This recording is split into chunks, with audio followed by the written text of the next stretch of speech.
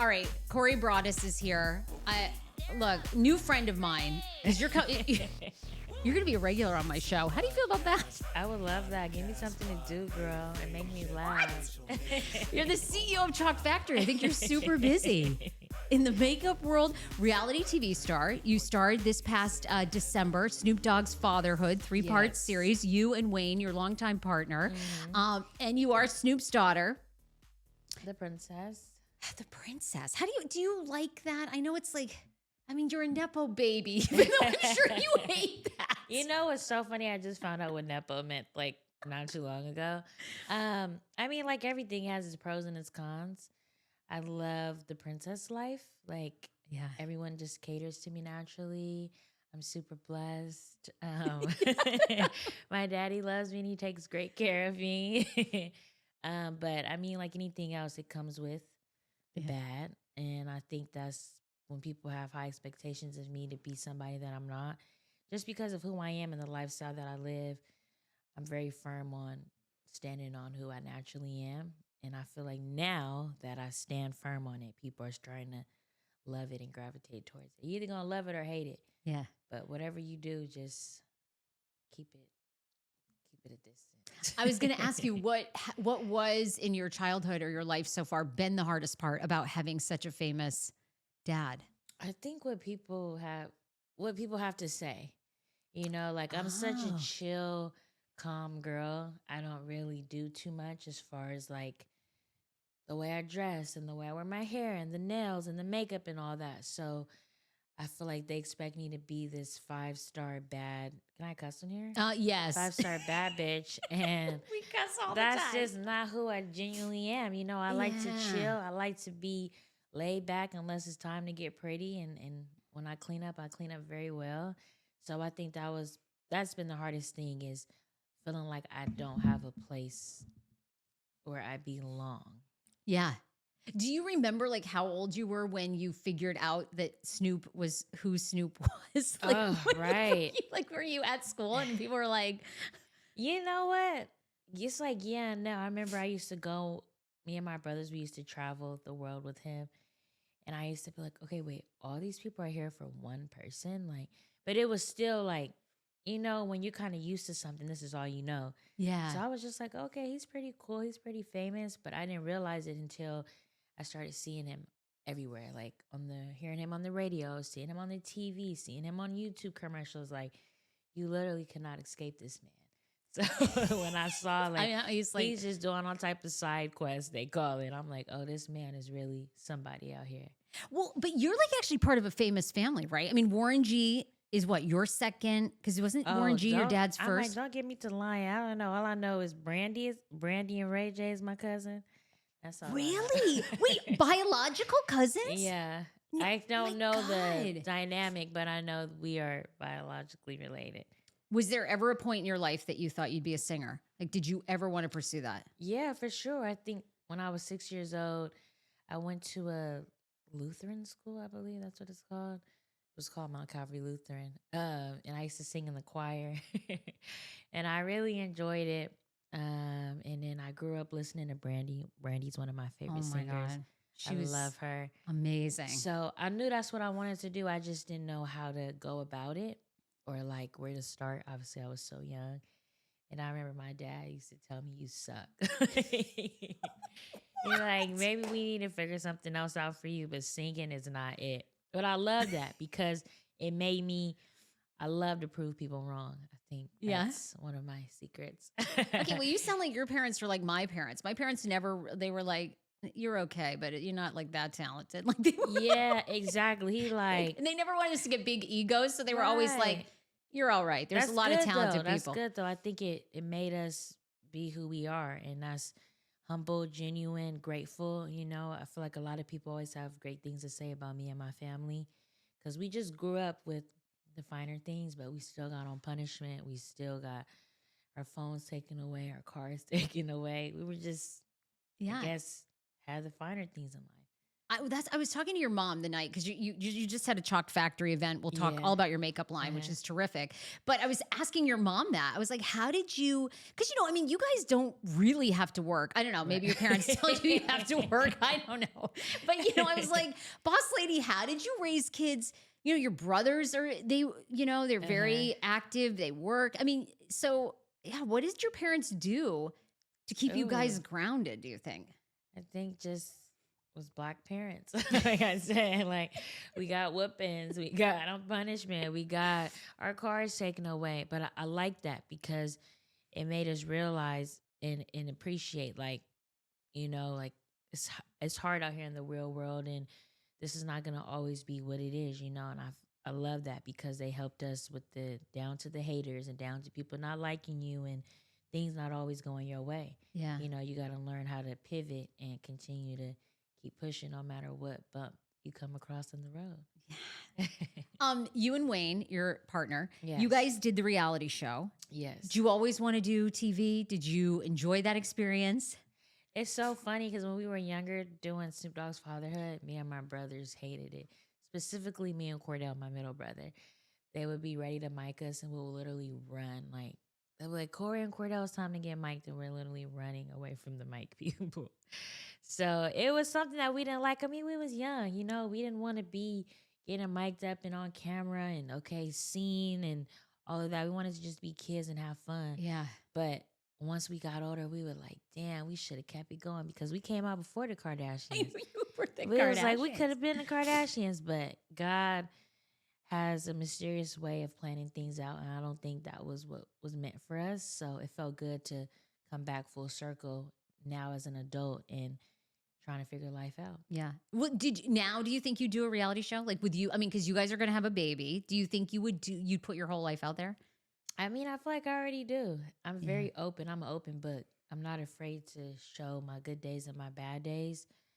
I think it's the Cancer in me. I'm a Cancer. So I wear my emotions on my sleeves, and I'm not afraid to just share with the world what I go through. So I would definitely be open to it if the money is right. Yeah. Yeah. You guys look like you'd enjoyed it, and Snoop was on it and talking to you guys Yes. about being parents. And It was a good experience. When we looked back, we were like, damn, like we went through all of that. I think sometimes in life, you don't realize what you're going through because you're living in it. So to really sit back, relax with our feet kicked up and watch the roller coaster that we went through in just a year and a half was crazy. Can we talk about how did you even, because the story that was everywhere, Yeah. of course, was that you had a stroke at such a young age. Right. You were what, 23? 24. 24. How did you even know? Did you even know you were having a stroke? I mean, I that's had like, no idea. I mean, nobody really talks about strokes and the symptoms, especially with me being so young. When you hear stroke, you expect that to be when you 50 and up, or when you older. And completely. So lupus is a very chronic illness, and it's something new every day. So you never really know what you're gonna get. So I'm used to it. I've had it since 6 years old. I'm 25 now, so I'm thinking it was just a regular day with the lupus symptoms, and I'll be okay. But Wayne and our assistant at the time, Miss Carla, they're like, oh no, we need to take you to the hospital because I hate the hospital. Like, I'll literally want to be at home before I have to go to the ER. Right. It's just so traumatizing. It takes so long. It's a bunch of sick people in there. It's just a very depressing place.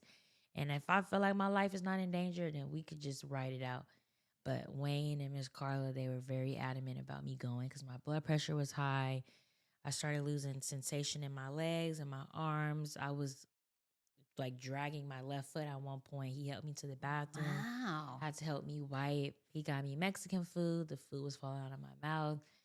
And I'm still like, you're okay.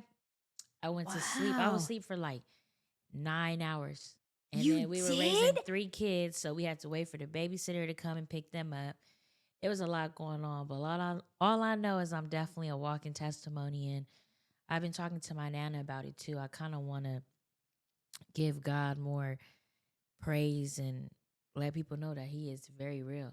You know what I mean? Yeah. Like, for me to have a stroke at 24 and be perfectly fine and then pregnant 6-7 months later is a miracle. And I really feel like I'm a walking testimony. And he's kind of showing that he's real and he exists through me. Yes. Oh my God. I mean, yeah. And to go hours, Right. like kind of thinking Hours. truly to not have long-term effects. Like, And sleeping. That's the last thing you're supposed to do when you have a stroke. right. Is lay down and And go to like I'm asleep, like drooling, having dreams. And I have a whole stroke going on. Like, what? Then we finally get to the ER and they're like, you had a stroke, and they show me the clot in the back of my brain. wow. I was like, God, you are amazing. You're very real. Yeah. He's not done with me. I'm supposed to keep doing something on this earth. I know. And then, like you said, to get pregnant, which is like such a big task for the body. So, I mean, And especially me being high risk and having lupus, doctors told me I couldn't have kids for the longest. So kids, marriage, all of that was never in my future because I never thought that's what my life would be. So how did, okay, like obviously I know how you got pregnant, but I mean, but I'm just like, I was like, know how that Mary. happened, but Mary. but like, were you trying, or had you kind of in your mind, you're like, well, I'm never going to get pregnant, so I don't really have to worry about this. Hello, you hit it right on the nose. I can never get pregnant.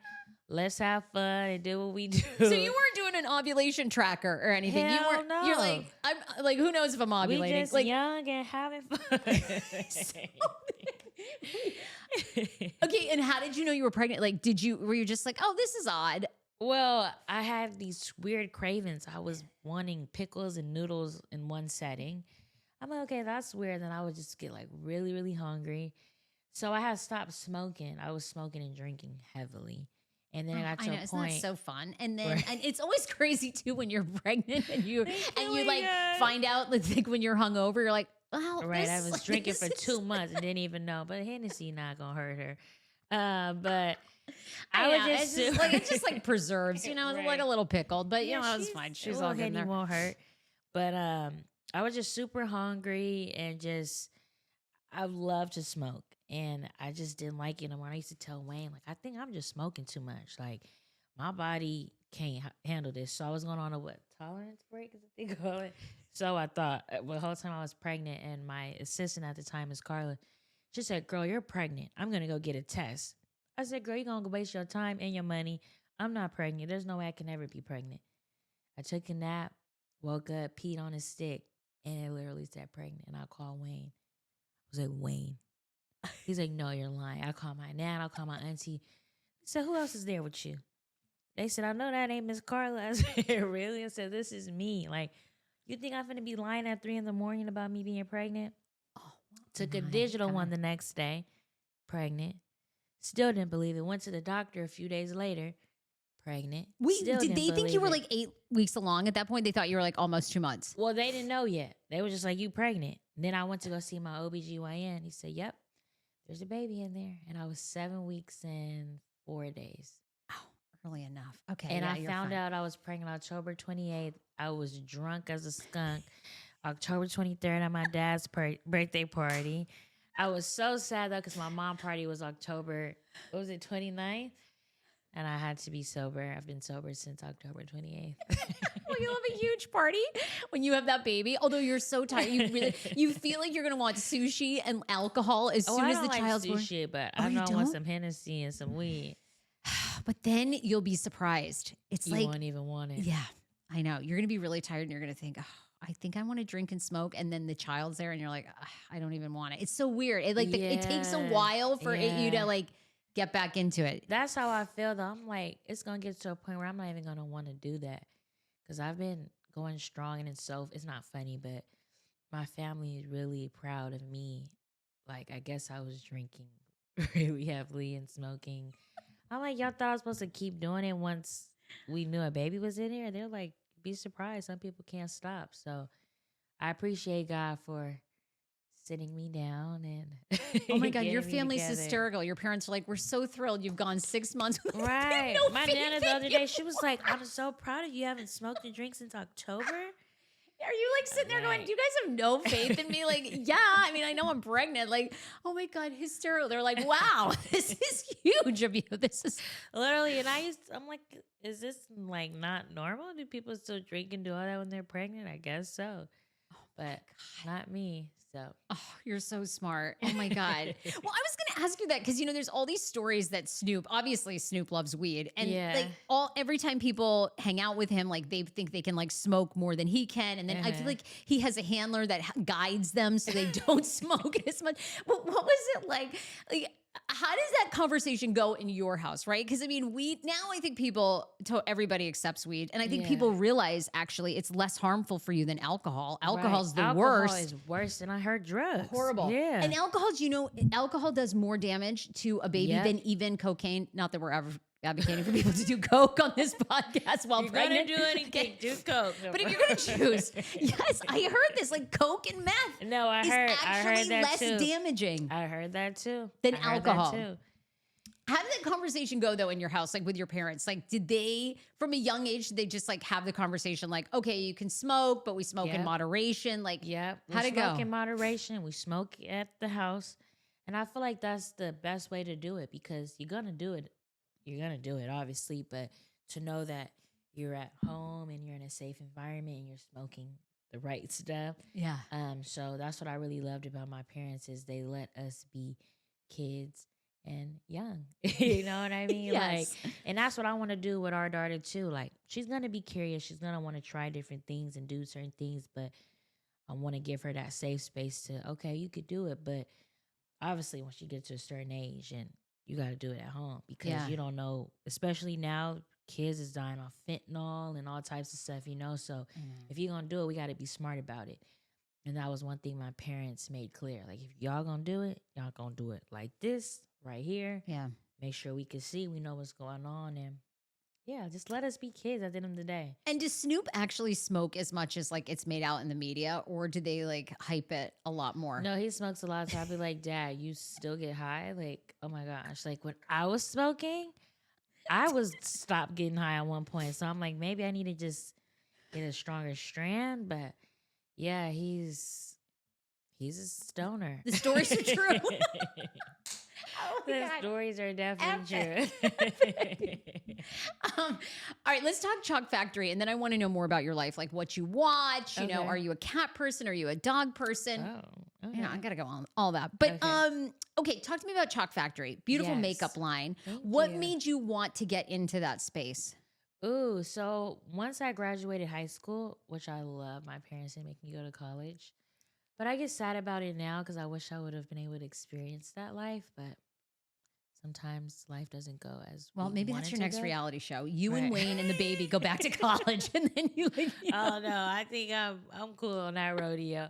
But I was just lost at one point. I think I was going through an identity crisis, whatever they call it, and I didn't know what to do. I knew I wanted to sing, but I felt like singing wasn't making sense in my life, and I feel like I have that hustler in me. I just didn't know how to bring it out because, like I said in the beginning, I'm used to everybody catering and just bringing me a silver spoon on the platter. Sounds great. I mean, sounds amazing. I didn't really know the steps to being a hustler and really grinding and doing what I genuinely wanted to do. So anyways, fast forward, I was in a very deep, dark space. Tried to commit suicide. I was unsuccessful. As you can see, I'm still here talking about my story. And we were specifically on the couch.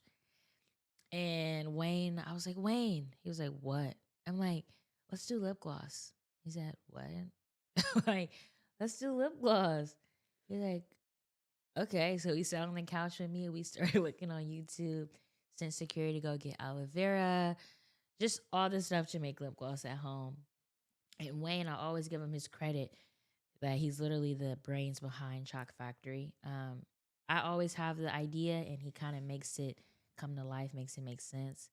So he literally put his thinking cap on and he made Choc Factory make the most sense. It's gorgeous. The packaging, the mission, the whole, it was beautiful. At one point we were literally our own chemist, photographer, videographer, model, marketing team. Like it was just me and Wayne doing everything down to I'm washing the tubes. He's filling and making the lip gloss. I'm filling the tubes. I'm heat wrapping. Like it was a lot. We were shipping things out and having to email people who orders got messed up. And so that's why I love to talk about it because I feel like sometimes online we only show the good parts and the good moments when this shit is hard. We had Oh. this conversation on the way here, like this shit is hard. It's not easy peasy at all. So I think we want to bring awareness to that do what you want to do, but know that there's no easy way out. It's gonna be hardships, and as long as you overcome them, you good. What did you feel was missing? You and I were talking before we started the interview about, I love that you guys always have the philosophy, do something different, like against the Yeah. grain of what people are doing. What did you feel was missing in the makeup business? Oh, I think for starters, it was me and Wayne. This is our baby, right? So nobody's gonna love your baby or treat your baby how you are.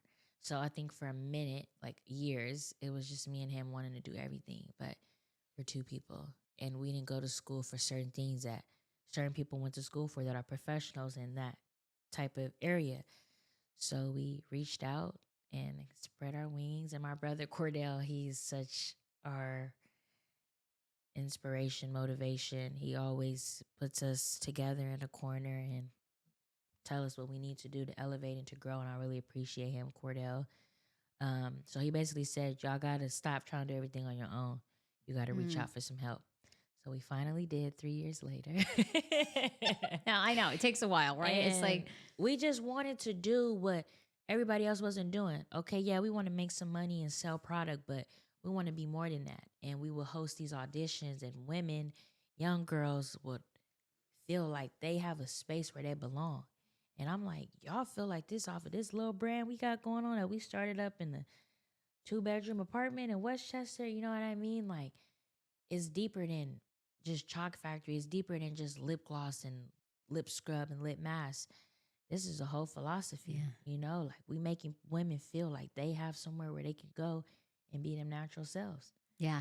So we just try to make it make sense and just bring more awareness to self-love and being content with how God naturally made you. And if it's certain things that you don't like, you can change them. But try to love majority of what God naturally gave you. I know. And doesn't makeup just enhance it? It's amazing what something, seems so simple, but like you all have put so much love and work. Right. But when, like that night that you had your Choc Factory launch, I mean, seeing women, get made over, like they just, it changes somebody completely, their confidence. Yeah. And Yeah, it's makeup's crazy amazing. because I'm not going to lie. Like I said, I'm an open book, so I do a lot of comparison online. Do right? you? Oh my goodness. I beat myself up every other day. You do? I'm Cori, not you're in a gonna league of say- your own, girl. I'm not going to say who I compare myself a lot to right now. I don't want to give them that credit, but it's this one brand that I do a lot of comparing. I'm sitting Wayne, they page every night. Why we can't do it like this? And why we did and what? It's like, girl, focus on your journey. Focus on what you're doing. Yeah. Stuff don't happen overnight.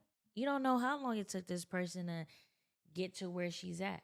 She didn't show the hard part. She didn't show the sleepless nights. She didn't show the hardship. So you can't assume that everything is perfect and she got everything going on, because nothing is perfect, and we only show people what we want to show them, a glimpse of our life. And sometimes people just show the perfect. So, well, and you two know better than anybody in the business, right? I mean, people Right. can create any facade they want. They can create their own demand. They You're can right. create their own, You're like you guys know, right? I mean, you've seen the You're right. productions that people put on, yeah.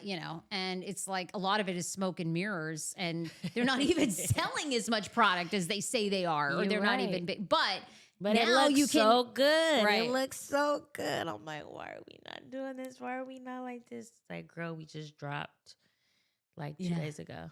Yeah. Give Yeah. it some time. Yeah. Give it some time. But I think that's one thing about myself is I'm my hardest critic. Even with my singing, it's like I'm always nitpicking when it's just like, appreciate the talents God gave you. Of course, there's always room to grow and be better, but sit in it now and appreciate it. Because if you don't sit in it now and appreciate it now, will you ever be content when you get to where you're supposed to be or where you want to be? And you're so young. You have so much like ahead of you, and so many miracles have happened to you already, and just like soaking that in. And do you mind going back for a second? I thought it was interesting you were open about, attempting suicide. Like, what was going on in your life that you felt it was so dark Mm. I think just as a little girl, I feel like once I got lupus, I was always this sad, negative Nancy girl. Yeah. Just because I feel like my childhood got taken away from me, you know? Even when we were watching The Three Kids, I would get sad because I don't remember playing on the playground and being a kid, you know, because I got sick at the age of 6. So that's constant doctor visit. That's medication. And you can't swallow pills at 6. So that's hella liquid, hella syringes just shooting up the shooting up the glove. Like, you know what I mean? It was a lot. And always being in pain, and Mhm. I just felt like I didn't live a normal kid lifestyle, but I had the best doctors, I had the best support team. So when I get into that negative Nancy state, I try to look at the bigger picture and be a positive person. But yeah, I think it just started off from there. And then I was on steroids, so it made me gain weight. Yeah. And then I was the only chocolate one in my family. I had 2 light skinned brothers. I don't know. I just A was lot of always things. Like it just always compiles. yeah, it Yeah. always compiles. And I'm the type to where I kind of just let my cup fill up, fill up, fill up, and then something triggers it and then it starts to overflow. So I think it just got to a point where I was tired of fighting. I was tired of taking medicine. I was tired of being sick. I was just tired of living, you know, Yeah. just tired of. I always say I'm a curse. My dad's like, "You're not a curse." I was like, "I was a cursed child. What did I do in my past life?" But I don't know. I just, like I said, the devil came, I believe in the devil too. He's just as real as God. And I feel like when you in a good space, that's when he come in and he Yeah. do what he got to do. Well, living with chronic pain that's the hardest one, like you Yeah. said, because I'm sure with lupus it's autoimmune, right? So it's like Right. you probably go 2 weeks, you feel great, and then all of a sudden something triggers it, and then Hello. it's like you're out for 10 days, and Literally. right, and like life Literally. happens, parties happen, all these things Yeah. happen, and here you are, you have to like manage it, and then to like Yeah. never have a flare up, you'd probably have to basically eat seeds and grain and never smoke, and like you'd have to like Literally, keep seeds, grain, Seeds. and grass. seeds, grain, grass. Definitely no Hennessy. We're not drinking any Hennessy. And no extra flavor Cheetos. And no Cheetos. It sucks, right? It's like hard to live Ah, life. It's so hard, but hey, this is my life. It could be worse. You know what I Yes, mean? right. And that's why I feel like I go so hard when I do have the energy. Because even now, Wayne be like, "Girl, sit down." Yeah. Because like I get home, I want to vacuum, I want to put water in my dog bowls, just doing unnecessary stuff. Like, girl, sit down. But I'm practicing now stillness. It's hard for me to be still because I feel like when I have to be still, I have to be still. So I'm trying to take advantage of life when I'm okay. Yeah. I'm doing okay, Like even after my stroke, I was in the hospital for 7 days, and it was the worst 7 days of my life. I couldn't go outside, fresh air. I couldn't smoke. I couldn't do none of that. Yeah. And it was just such an eye opener. And I think that's ever since then, I've just been on go, taking advantage of every moment that I feel okay. Has it been hard for you to do anything like meditation, yoga? Have you adopted anything? I mean, that's like, you're like, I don't want to meditate. Right. I just tried acupuncture last week. It was great. I fell asleep on the table, was drooling, knocked out.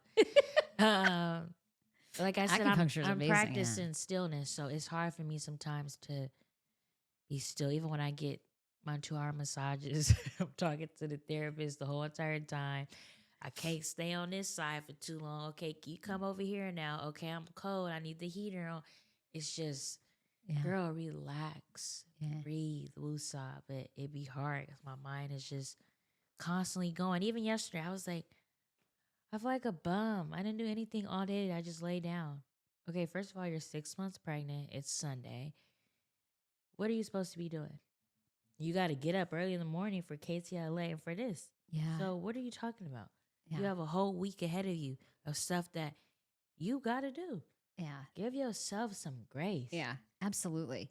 It's also hard. Your 20s, I think, are so hard because it's just like there's so much rush to get Right, wherever. Wherever. And then, when you're 20, you think 30's old. And then you get to 30 and you realize it's actually not, that's Right. like amazing They chapter. said 30s is the new 20s. Yeah. And then you get to 40 and you're like, oh my God, life's even better because then you don't care what people think. Got You've it. sort of figured out like a little bit how life works, Yeah. And then how old are your parents? Are they in there? Oof. My dad is 53 and my mom is almost 50. Do they have any worries now? And then you get to 50 and I feel like, Oh no, do my they even mom care? and my dad is living their best life. Like, He cares. my It mom's doesn't seem like he cares. He's at the I'll Olympics. see you when I see you. He's doing dressage. He seems like he's like doesn't care. Yeah. Yeah, they at the point where they living for them, and I love that. I mean, they kids grown now, you know, so. Yeah. Okay, talk to us about what some of the things you like to do that are not work and not your family related. Like, are you a big reality TV girly? Are you a big gossip girly? You're like, You know, and it's so funny. I talk about Wayne all the time because he loved watching reality shows and all does he? these. What does Wayne like to watch? Brother? What's that? Under brother? Big Brother, The Challenge. Under the Dome is this one TV series. Are you he watching like- Traders? Do you like? You into? Oh, okay. You I a just Survivor like- fan? He You do like like Survivor? Survivor. I just be like, what are you watching? Like, it's so funny. We're the complete opposite. But they say opposites attract. Yeah, 'Cause yeah.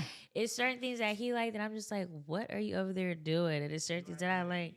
Yeah, I love medieval. Like Yeah. medieval? Yeah, that's Oh my so God. funny. Last night at 2 in the morning, I'm supposed to. Like medieval. 2 in the morning, I'm up watching The Exception. Oh of my God. This Jewish lady who falls in love with this German captain. She ends up telling on him, like, mind you, this is like 1950s. She ends up telling on him to Winston Churchill. It was just this whole thing. I'm like, girl, you are not in the bed at 3 in the morning watching this and really loving it. And then the other day I watched Allied with Brad Pitt. Like, girl, what are you like into the Nazis and stuff? Like, what are you doing? Like, but I love that. So I'm starting to realize that's my cup of tea. World War II, medieval. Okay, that's your wheelhouse. So fascinating. I don't have a lot of people that come on my show that are into medieval and World War II. It's Okay. so funny because last night I was really sitting there, like in the bed, like was about to start crying in one scene. Like, girl, what? Go to sleep. So I'm into that. I actually love the first original Romeo and Juliet. Okay. Oh, I love it. What is it? The Montagues and the Capulets. Like, I love all of that. How did you and Wayne meet? We met at this girl we knew pool party. I think she had turned 18. And I went there on my homegirls. He came with somebody. And I'm very friendly. I like to just be nice to everyone. So he was in the corner by himself. I was like, hi, I'm Cori. Like, he's like, hi, I'm Wayne. I think I got his Snapchat. And then we kind of just started communicating from there. And he always had a crush on me. I was young and ripping and running, chasing after this guy, that guy. I was a little fast girly. Patient but Wayne over there was just waiting you out. He was like waiting me out, and he finally got me in. Ain't looked back since. Oh my gosh. What are some things, because I'm very opposite of my husband too. He loves Survivor. He likes a lot. And I'm like, I ain't watching Survivor. It's on like Right. season 45. It's like, who the hell wants to be trapped out in the fucking woods or wherever they are, eating berries and starving to death? I mean, do you want to do that for a chance at $1 million? I don't think so. I swear, that's my logic. Like, what are you watching? Like, what are you doing? Amazing Race. Who the fuck wants to be dropped off in Japan and try to find your way back to New York City? No, I don't. Like, that's his cup of tea right there. That's funny. Who You the hit it hell on the wants to- nose. No, A like, party? Oh my God, they can't get anywhere. They gotta jump off some stupid bridge to get and a then note. the It's like, volume's no. on. Volume is all the way up. I'm like, can you turn the TV down a little bit? Like, you can't hear? But no, I think we definitely balance each other out. Like, even with this business, areas I'm weak in, he's strong in. Where areas he's weak in, I'm strong in. So I think it just all makes sense. Like even at the event, I was just like, damn, like this is a lot of work. And I feel like I'm more so the face, right? So when it's time to do such stuff like this, this is my strong point. And then when it's time for the behind the scenes and making sure things look good and things are set up the way it's supposed to, that's his forte. So I love how we can coexist and not, oh, you doing too much or you doing too much. We balance each other out and we make Choc Factory and everything else that we have together makes sense. I was trying to figure out how we were going to co-host a podcast, but you don't. I guess it's going to be medieval World War II because you don't talk gossip, you don't talk reality TV. I got to brush up on my Game of Thrones, and I guess we're launching a World War II Nazi podcast. Do your research on the Montagues and the Capulet. Can we get Kanye as our first guest? Do you think your dad can reach out? Could we get Kanye in here? I think we can. I think we could do whatever we put our minds I think so too. You already mentioned you guys have a dog. I was going to say, are you a dog person, cat person? But you guys have a dog. 3 dogs. 3 you guys do? Girl. In your 2-bedroom apartment?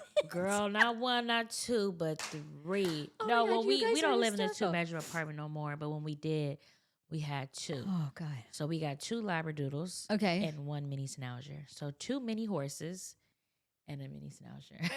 Oh, my gosh. They're going to be in for a big surprise when that baby is here. I know. So it's Charlie, the mini Schnauzer, Zane, the Labradoodle, and Scar, the other Labradoodle.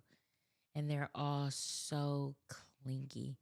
Like, it's ridiculous. Well, they think they're your babies, and they're about to be replaced. I know, especially that Charlie. You would think I had her for real in real life.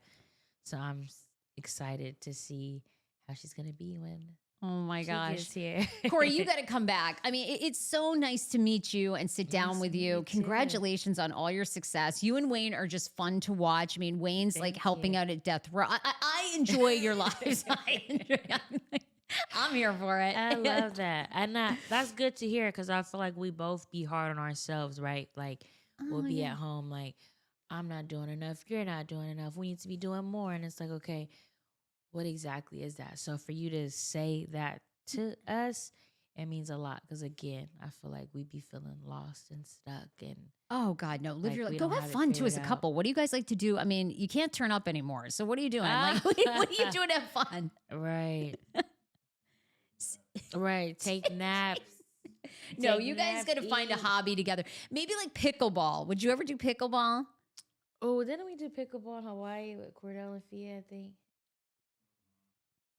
I'm not really an active person. I like to chill, have my feet kicked up.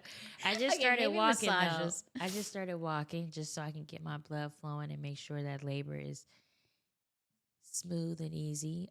But yeah, for the most part, I'm a chill girly. I like to do things that don't require too much moving.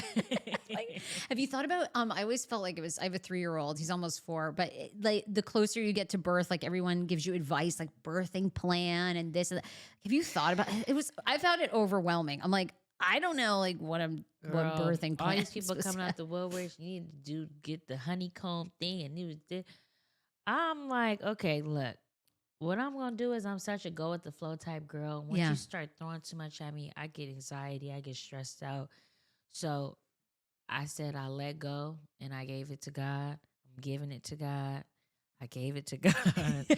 You'll be fine. We're gonna just hope for the best. You know what I mean? Like, of course, there's certain things that I'm doing to prep my body, like learn how to breathe, because I've been having really bad heartburn, which means she's gonna have a lot of hair. I hear. Yeah, she is. So in the midst of the heartburns, I'm learning how to breathe and just fight through the pain. You know what I mean? Yeah. So I'm doing stuff like that, but all that birthing class and we go to the class, like, because there's no manual on how to be a parent. That shit come naturally when it come. Like, even with 3 dogs, everybody said we have the best dogs in the world, down to the way they smell, the way they look, the way they behave. And we didn't have no rule book for that. That was just what we did as a unit. You know what I mean? So I feel like that's going to be the same with our baby girl. It's going to come to us. We don't need to go to these classes and do all this because who's to say that may work. for us when she did it. Yeah. And it's such a game day decision. You know what I mean? It's like going to depend so much on how you're feeling, how you're doing. Your OBGYN's a pro. I mean, you just never know, Yeah. So no birth. So all I know is give me the epidural. I don't want no. Oh, you're not going natural in like a tub? Hell nah. Oh, okay. You don't want to do that one? Can I get the epidurals at 1 centimeter? Oh my God, Cori, I love it. Feel nothing. Look, everyone needs to buy and shop from you, Choc Factory. And Yes. the Instagram is Choc Factory HQ, right? Yes, and you can buy the products chocfactory.com. Love it. Okay. Great to see you. Come back. Thank you. Love it. I'll be back. Let me know when. Thank you.